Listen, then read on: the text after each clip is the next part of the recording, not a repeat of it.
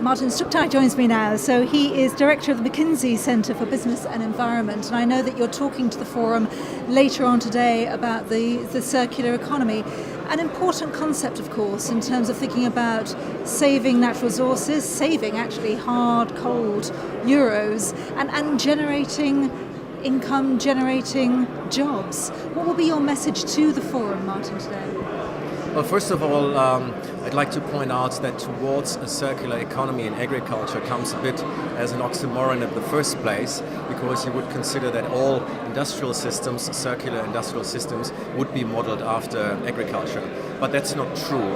The way we have been developing agriculture over the last 100 years, it is in fact a story of massive resource intensification. So every year we have been increasing the amount of diesel fuel by 3.5%, that we need the amount of pesticides by 2%, the amount of fertilizer by 2%. So largely, apart from some land expansion, it's very much a story of resource intensification.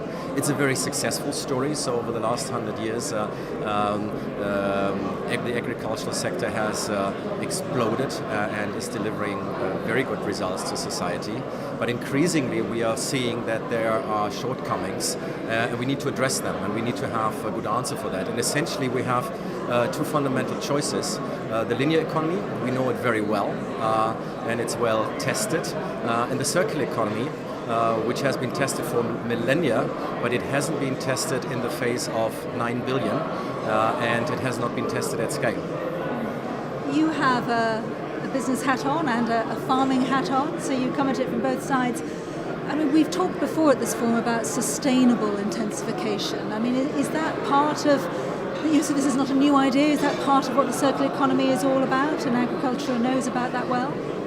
I think there are many terms out there between conservation agriculture, sustainable agriculture, green agriculture, circular economy in agro-economies, and we shouldn't get lost in too much jargon.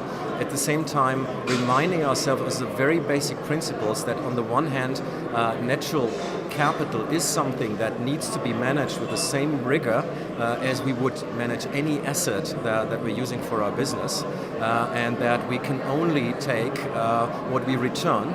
And that once we have taken things into economic use, we have to make sure that we are keeping it at the highest quality and the highest value all the time. And lastly, that we are avoiding leakage from the system. Currently, we are losing 50%, for example, of our vegetable or fruit production, even in Europe. So whilst all of that sounds very straightforward, I think it's a very good framework to remind ourselves that there is an input-output relationship in which we live with nature that we can't walk away from. And the circular economy is providing a bit of language to remind us of that and help us to manage it.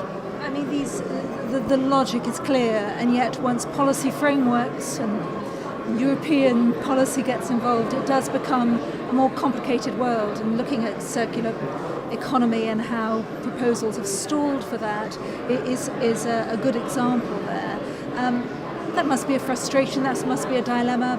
How do forums like these go about trying to solve some of these thorny issues? I think on the one hand, we need to fully understand what the agenda is, what the levers are, and how to step by step move the system to more recognize the value of natural capital and improve our understanding of how to manage it well in such a way that farms can be profitable and that our customers are getting the right amount and the high quality of food that they demand and that they deserve.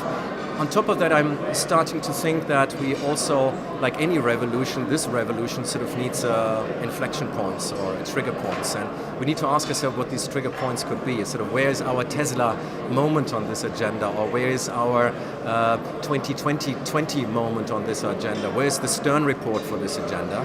And I think amongst all the sectors that I have seen, and it's part of my profession to look into many different sectors, this is the sector where we have an earth-shaking disproportion between the importance it has to us, because agriculture is feeding us, and our economic understanding of some of those essentials. We are not able to say what share of the loss of growth that we have in yields and staple cross yields globally, what share of that actually goes back to exhausted soil. which should be as fundamental as a question can be. So we need to get much better in that. And so bringing the economic case of an alternative agriculture model to bear, I think, is something that so far we have been collectively failing on, and that's something that we could remind ourselves on a forum like today. How important is a forum like today in looking at finding those moments, those levers, those triggers? Look, I mean, I have the luxury of living in a very simple world, and it's my profession sort of to write down the facts and so the different levers that one could take. And what we are discovering again and again is that out of the many things you can do, there are a few that are highly controversial, but there are many that are fairly accessible to common sense. And I think what something like this can do is to bring all those opinions together and to identify this huge terrain of common sense issues and to start working on them. And I think this is something that this forum does very nicely, the way it's actually bringing people into a deep, informed dialogue about the 80% of things we should start doing together, and rather than getting ourselves worked up with the 20%, we should leave that for later. Martin, thank you very much. I hope you enjoyed it. You absolutely can. A last message, please. I think that this agenda needs visionary leadership, and we are short of visionary leaders. One of the leaders in this agenda has been Nolan Kaparov.